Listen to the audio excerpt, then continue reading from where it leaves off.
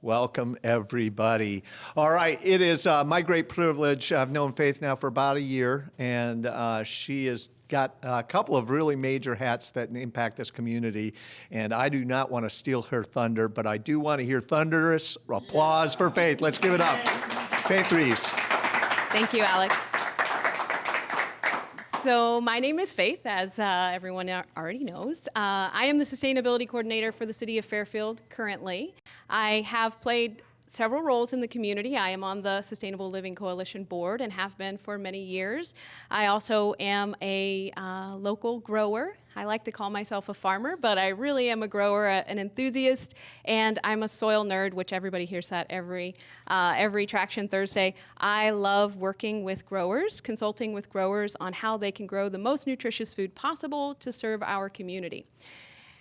That kind of led me into the role that I'm in today. So the role that I'm in today, the Sustainability Coordinator, was a role that was filled in 2009 to 2014 by a wonderful gentleman by the name of Scott Tim. That was our first Sustainability Coordinator. I've learned a lot from Scott over the years and really see him as a mentor. Our city did not have a Sustainability Coordinator until 2022 again. And so that role came about by the Sierra Club. The executive team at the Sierra Club came together and realized, after reviewing the Fairfield Forever plan, our expired Go Green plan, and their strategic plan, that there were wonderful aims, goals, targets, missions in those plans, but the implementation, the follow-through, the boots on the ground needed to happen. And so they came together and fundraised for a sustainability coordinator. So I am partially funded by the city, partially funded by our local university, MIU, and primarily funded by the community. 54 different donors primarily fund my position. So I've got a really unique role. I've kind of always played these unique roles where I get to, bridge gaps, which I love to do. I love to be a gap bridger. So I am currently working with a community-organized, self-selected, community-organized group. It's called the RAC, the Resilient Action Committee.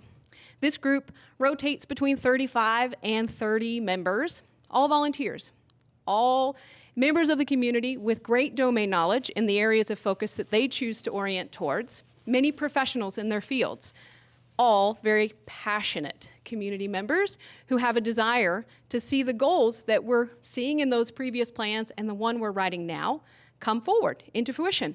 So we are the RAC. The RAC has this goal of creating a complementary resilient action plan that will complement the plans that we've had previously. Our Fairfield Forever plan being our most recent comprehensive plan. So the goals of the RAC, so we're gonna write this plan. We are 8 months into seriously putting pen to paper, going through and looking at those previous objectives, aims, and then also digging deeper into those, getting to the meat of those issues. Where's the root of the problem? And what would we need to do to solve that problem? And so we've gone through processes of brainstorming, mind mapping, prioritizing, writing our problem statements, setting our SMART objectives for the particular aims or focus areas for these groups. I'll show you the groups in just a minute. 35 members broke into 6 individual committees, subcommittees. So we are going through the process of doing that, objective identification, prioritizing what we want to see happen, and then writing this plan right now. We hope to have the draft of this plan. I would love to see it completed by the end of Q3. We'll see how that happens. I don't know if many of you have experience working with a very, complex suite of issues and having complete collaborative communication around identifying what to focus on, but it is not a one and done, sit down and let's just rubber stamp this. It's a discussion all the way, and it's been a glorious process. This is a stretch for me. The whole position is a stretch for me. I love teaching, I love instructing, I love consulting, I love growing, I love being by myself on the farm, I love all of those things. I love being in community, but facilitating was something that I didn't have a skill set for, so I'm learning. and I've got a great team behind me.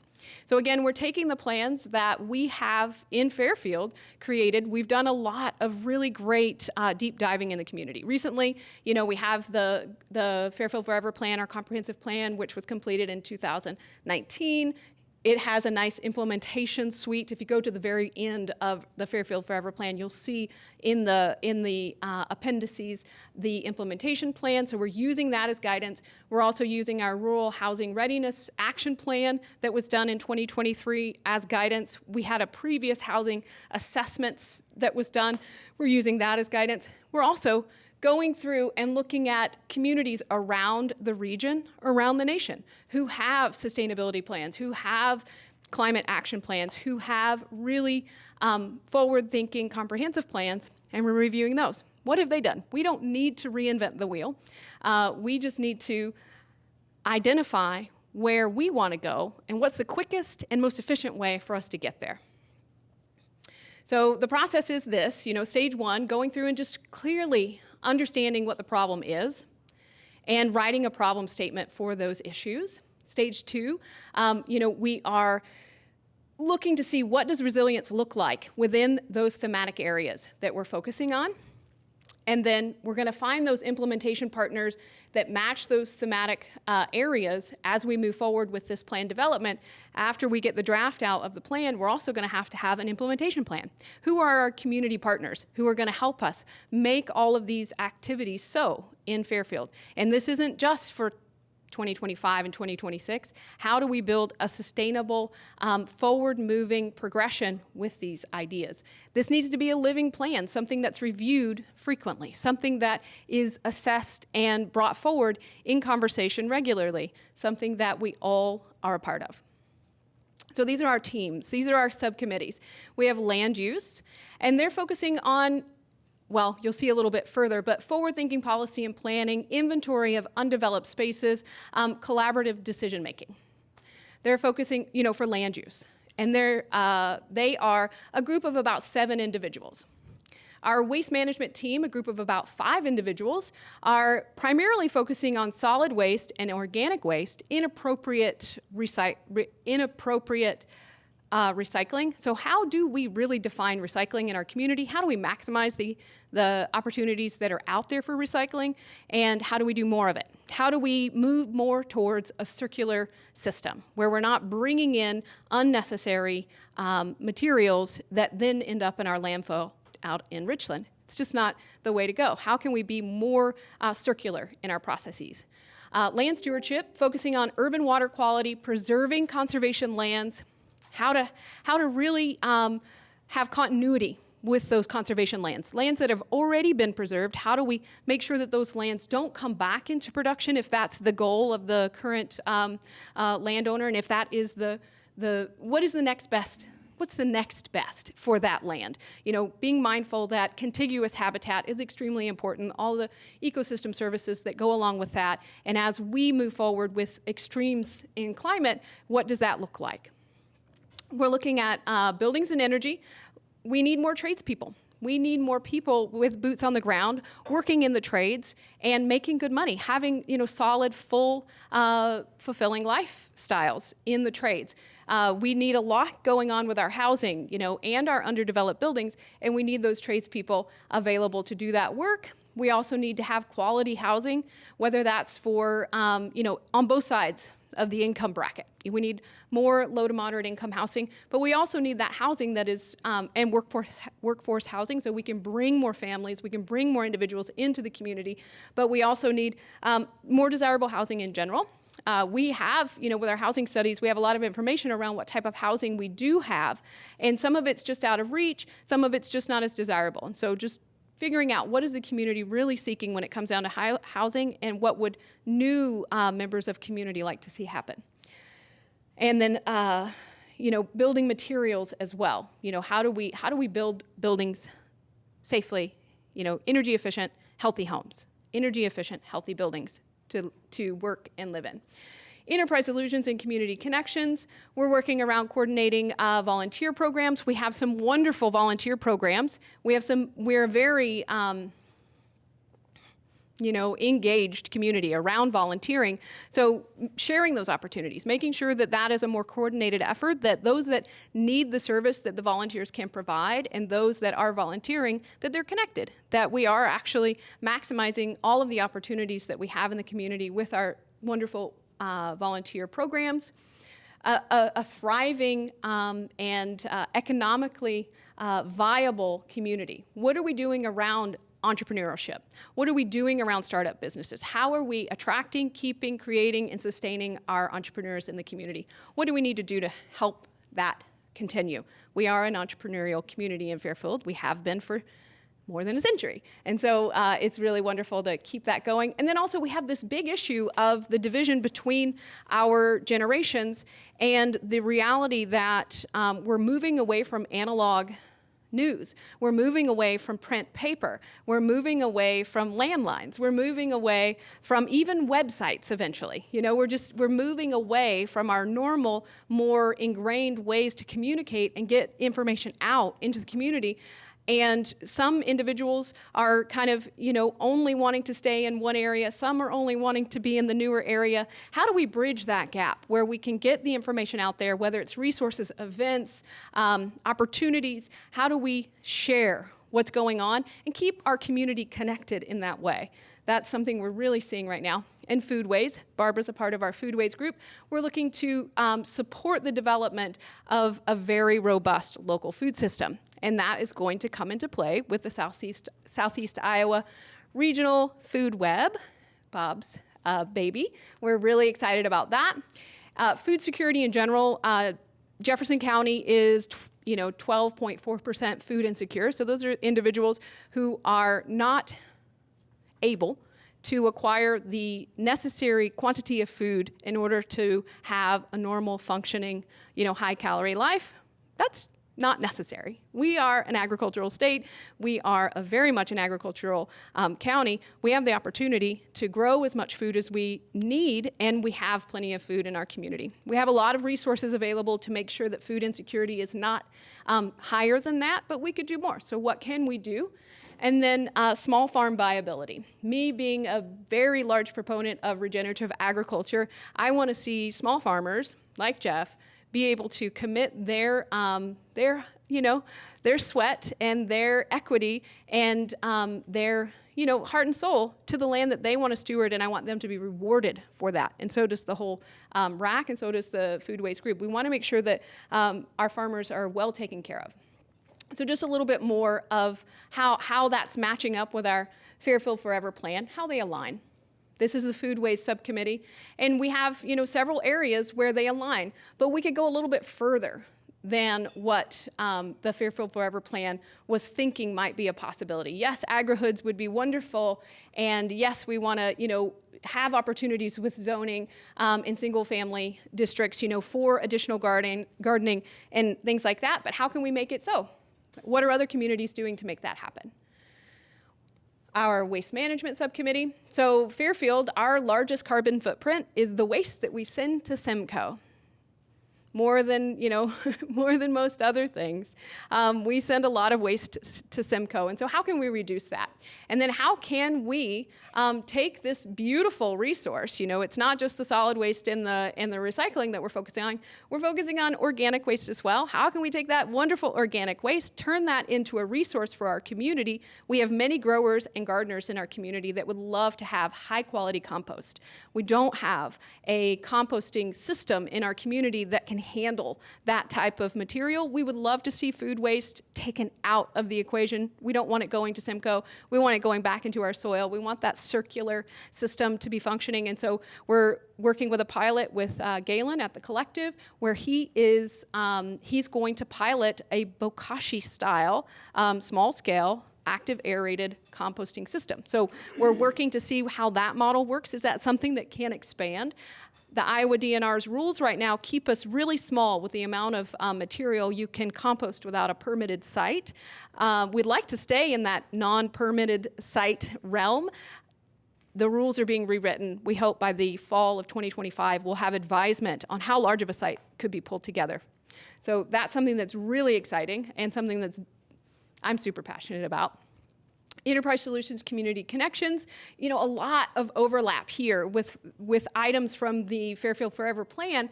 But yes, in the Enterprise Solutions and Community Connections, this group all of the groups have large plates that they're trying to clear. But this group in particular have got some really meaty items that we're trying to clear. And so it's a fun engagement to be with this group. It's one of our larger groups.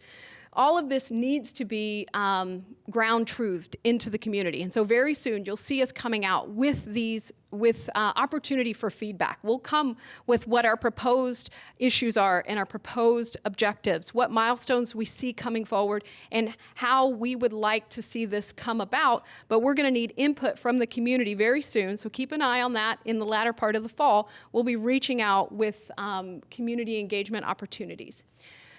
The Buildings and Energy Group, again, a wonderful group. We have 2 architects on that group, electrical engineer, developers, and so they are working to see what is really happening out here in our built environment. What can we do to turn that around, so we can utilize the spaces that we have, working with infill, whether it be housing or creative, innovative ways to reuse buildings that are not being utilized right now, save those capital assets from deteriorating. How can we prevent those assets from deteriorating and get them into action, into service to the community? Private land stewardship, they are a group of, we have a farmer, broad acre, large scale farmer on this group. We have a couple of large scale property owners who are very much into conservation and it's a different process, whether it's agriculture or whether it's private ecosystem preservation or ecosystem development. How do we bring both of those scenarios to the table, and how do we protect the conservation lands, the habitat in Jefferson County? How do we increase it? How do we honor those land stewards and keep them engaged in their process? And how do we save that land for the next generation so that they then can do the same, hopefully? And then Land Use Subcommittee, again, focusing on that multi-stakeholder decision-making, forward-thinking policy and planning, and underdeveloped spaces, and that includes green spaces. So we have, say on the west side, we have very much an industrial zone. There's not much green space over on the west side. There's actually just one park over on the west side. Is there an opportunity to put some green buffers in place, to make it a little bit more hospitable for the residential area that surrounds the industrial area? All right, and so that's kind of like where most of my time goes right now, is this process of coordinating this larger group and writing this plan and, walking through the whole process. But I also have other obligations.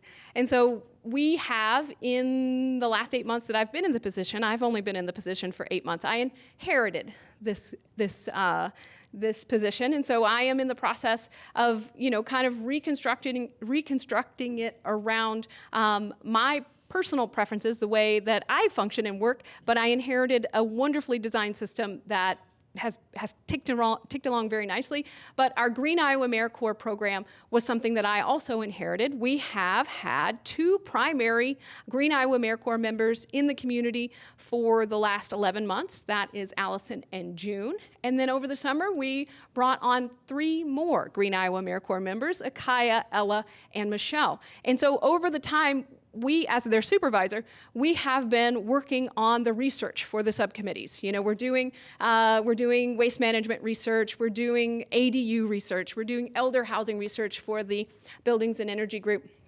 We're doing farm to school research for the Foodways Group.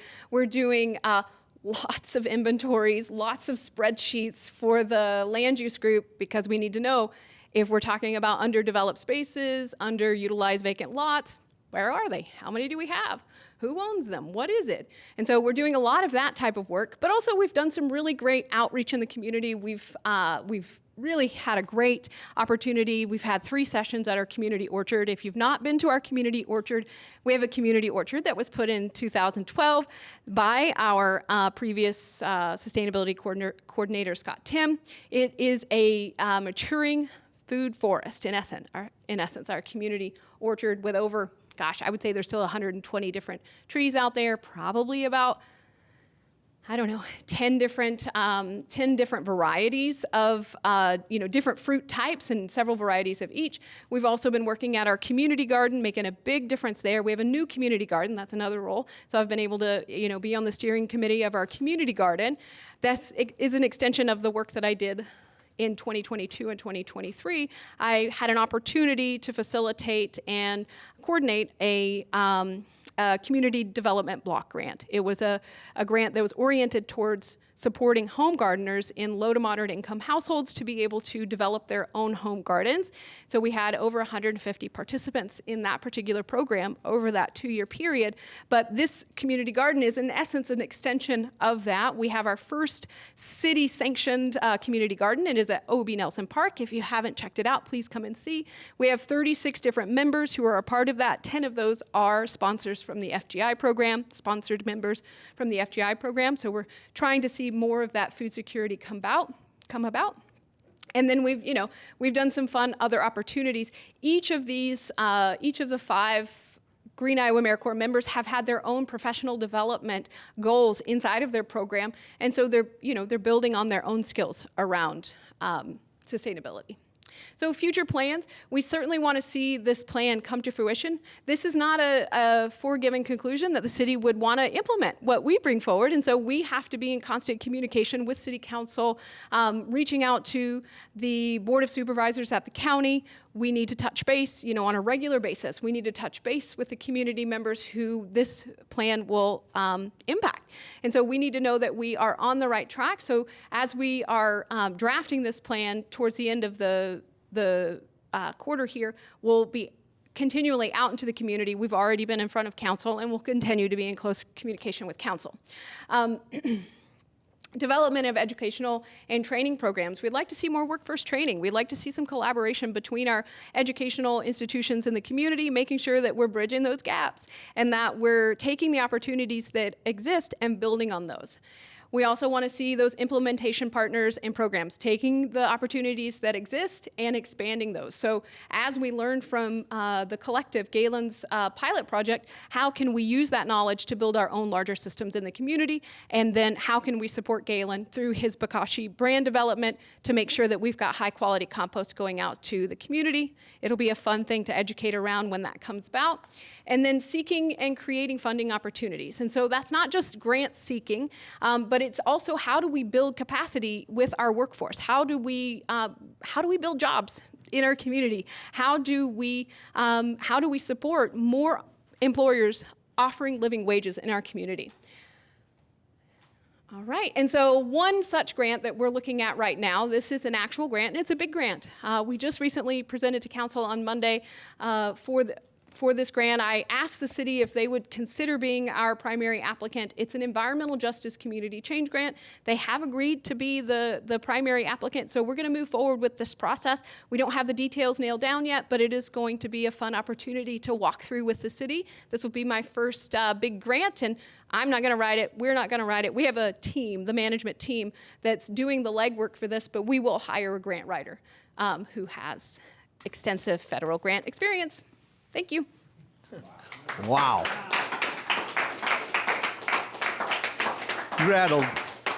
You rattled through a lot of information there in a very short period of time. It's amazing all the things you're doing. I'm going to start with just a couple of quick questions. The first one that comes to mind, fast forward maybe 18 months to 2 years, what does success look like?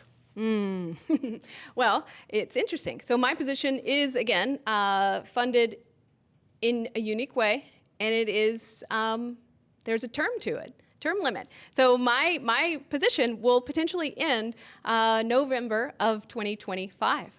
So I think success would look like the city would like to bring on a full-time sustainability coordinator and continue the process, continue the implementation, continue the engagement with the community, and make sure that these projects go to fruition.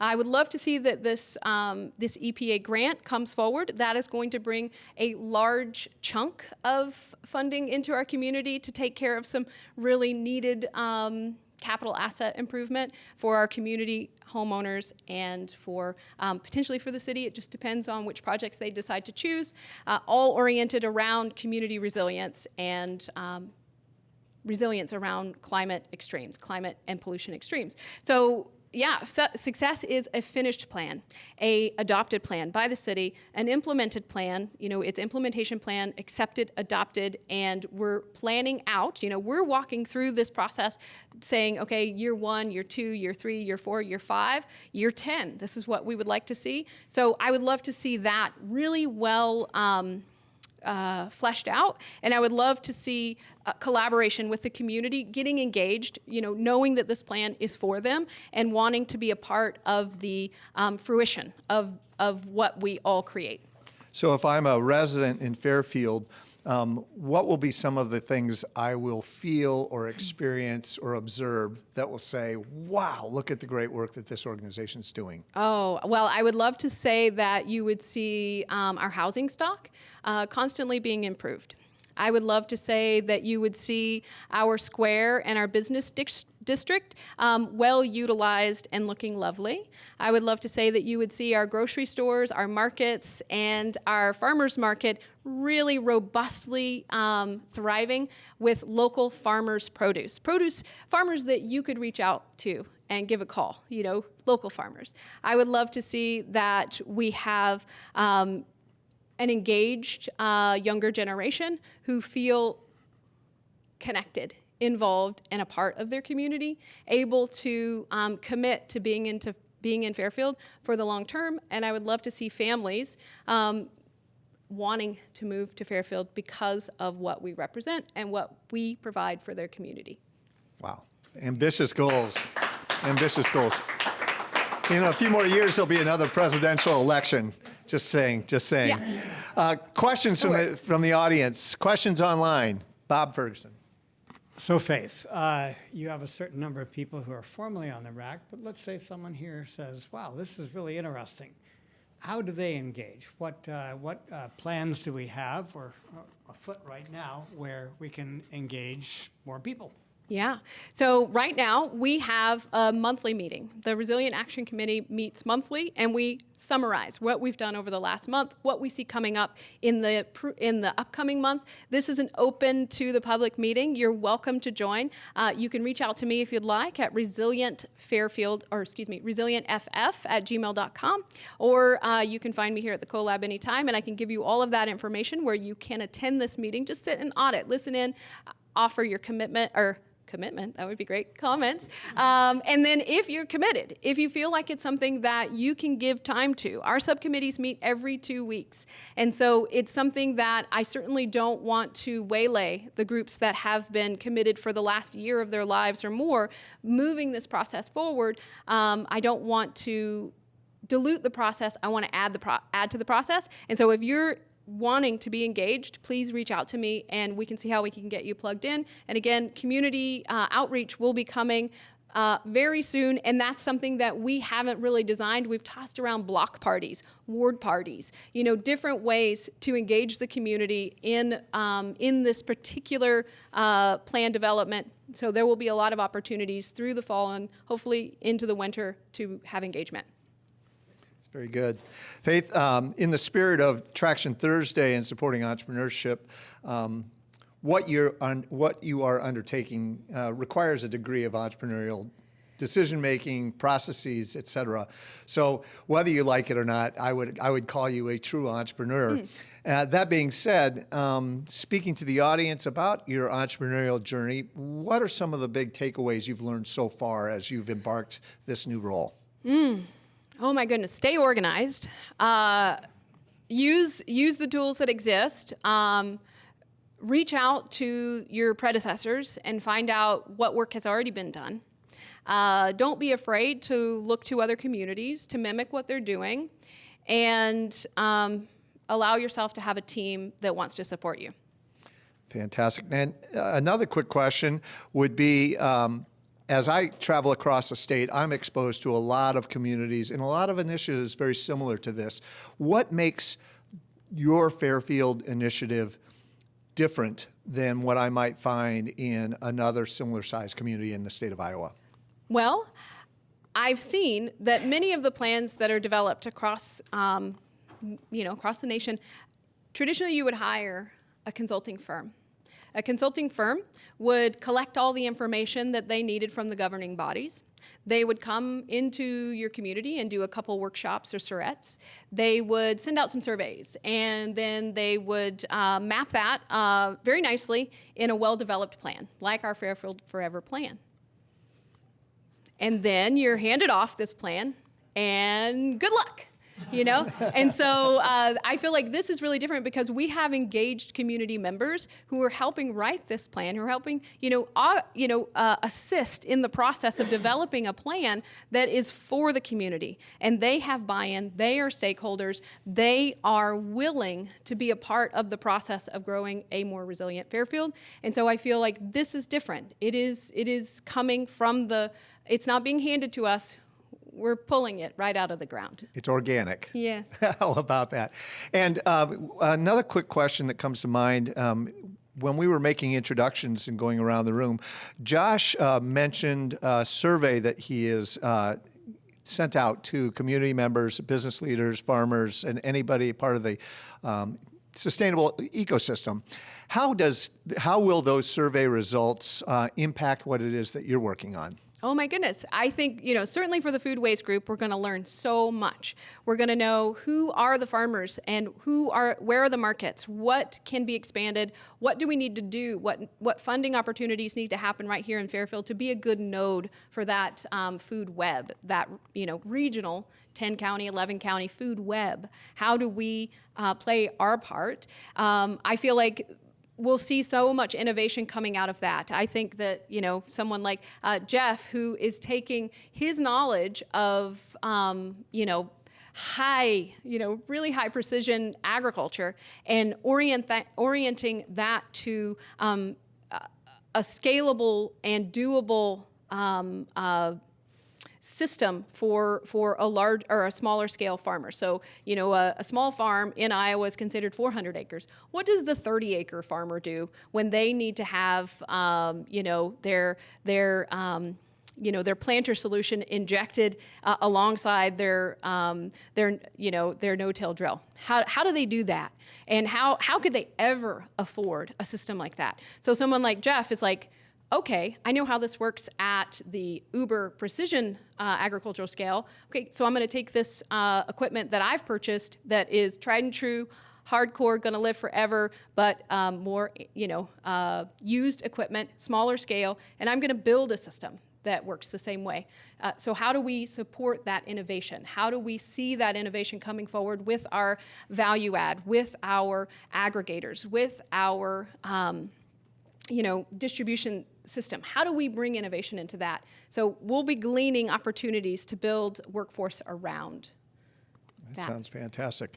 Questions? Other questions? Here we go. I've got a comment and then a question. When you mentioned block parties, that triggered something in me. It seems like most people don't really know their neighbors, and I don't know if this could be sustainable, but if somebody just sort of at first arbitrarily circled some areas on the map and said, okay, set a schedule, everybody who lives in this area can have a potluck on Wednesday night, and see if that created more of a feeling of community. So if somebody wanted to do that, it seems like the effort to get it started would be fairly minimal, and I think it would be a really great thing. The next thing that I have a question about is about food waste recycling. So I'm curious about the status of that as a process being implemented and how it would work and what you could say about that. So it's really early days. There's a SWAP grant that's out right now for the collective. That's something we should hear back from relatively soon. I think Galen is committed to moving forward, and I'm committed to supporting the process, and I know Frank is committed to supporting the process. There's a team that's committed to supporting the process of running through a prototype, a pilot. And we'll know, recipe, labor needs for functioning, and then what is it like to take food waste from this particular type of institution, and process it into a high quality compost. But in order to do that at scale, we'll need property. We'll need an entrepreneur who's willing to take over the process. We'll need equipment, and so it will be designing a larger system in the community. We'll need to size it appropriately. Are we dealing with residential? Are we dealing with commercial? Is that separate?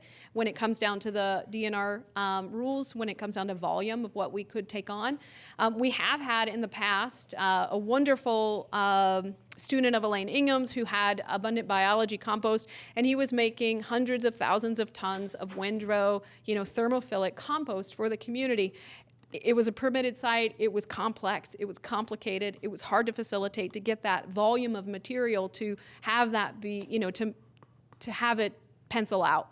And so we're thinking something a little smaller scale. A big issue that we would love to see addressed is our yard waste site. The city is having a major issue with the yard waste site. We want to help solve that issue with the food waste system. And so combining those two amazing resources, that's such a huge service that the city's been doing for us for the last forever, but they've moved, it's really been a great service over the last 10 years. We want to see it continue, but is that better done through entrepreneurial innovation efforts, or is it better done for the city? So to be continued. As you are evolving this organization and really starting to roll up your sleeves and get to work, could you maybe speak a little bit about how you are collaborating with the university and where you might see that continue to grow and expand? Sure. The university, MIU, is a supporting member of my role, and they are also part of our management team. We have 2 members from the Sierra Club, 1 member from our city council, and 1 member from the executive team at MIU. And so we are always bouncing all ideas off together. We move as a team. And so the university is very much a part of this process, but also we want to see the same, that same energy and effort that's going into our community also happen on the university's campus. The campus is gorgeous, 372 acres that are technically the campus. It's a wonderful piece of habitat, ecosystem, but there are areas of degradation, areas of habitat slipping that need to be dealt with. And so I feel like there's a great opportunity there. But when it comes down to workforce training and moving into more technical trade support development here in the community, I think the university is going to play a major role. They have the facilities, they have the instructors, they have the capacity. And so we don't have anything formally moving forward, but I see them being a major player in the process of trades and workforce development, skills sharing, and collaborating. That's great. That's great. Stuart. This is just an observation and a reflection, but Bob Ferguson will remember back when we did the 2009 Go Green plan with the city of Fairfield, that the primary goal of the plan was to take a very long-term view and grow what we called a sustainability culture. And I would just like to observe, here we are 15 years later, in a regular Traction Thursday meeting, describing the evolution of that vision and knowing that this really is a process orientation. There's no silver bullet out there. More, it's the idea of how to build a kind of a virtuous spiral of community engagement that leads to enterprise design, that leads to feedback loops that attract people and family into Fairfield. And I think, the architecture of this plan is really quite brilliant in trying to demonstrate how we can accomplish that. Thank you, Stuart. I agree. Yeah, I think a more engaged citizenry is absolutely necessary. We all are. We're all a part of this, whether we're engaged or not.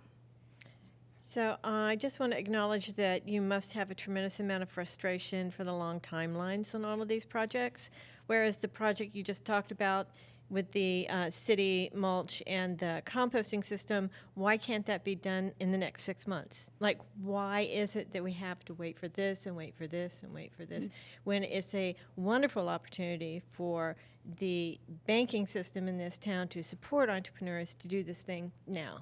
So specifically for that particular project, it would be more the DNR's rules. The Iowa DNR's rules as they stand right now will only allow a certain amount of food waste combined with the carbon you need and the nitrogen you need to process that into compost to be collected on a weekly basis. It's 2 tons of material. That's what the rules are written to read right now. That's not enough for anyone to be economically viable. And so we need to have those rules rewritten so that we can build a system where an entrepreneur can take on that process in good faith that they will be able to sustain themselves through doing the hard work of making the compost. And so we'll do the legwork now to understand how it might work and then how it could expand. And then we'll also just be doing the process work of finding out where is it most optimally placed, which institutions are going to be plugged in when it comes down to, is it restaurants, is it value-added producers, is it home, what does that look like? And then, how do we fund it to get that off the ground? And so that is where those banking institutions in the community will come very much into the equation. But it's that particular issue is kind of held up with legislation. So there are people working on that legislation? So there are people working on that legislation? Yeah, there are people working on that legislation. It is currently being rewritten, but there is Executive Order 10 put a halt on a lot of things. Until that is lifted, there won't be an opportunity for this revised plan to go out for the steering committee review and the public review, but that is anticipated to be lifting sometime this year. And so the individual who is rewriting this plan is doing so right now. We'll have it ready for submission, and then it'll move forward quite quickly once the process is allowed to move forward. And so, yes, it is happening, and yeah, we're really hopeful. Okay, we have time for one more question. Well, this is an appreciation of the amazing work Faith is doing. I mean, Thanks, Bob.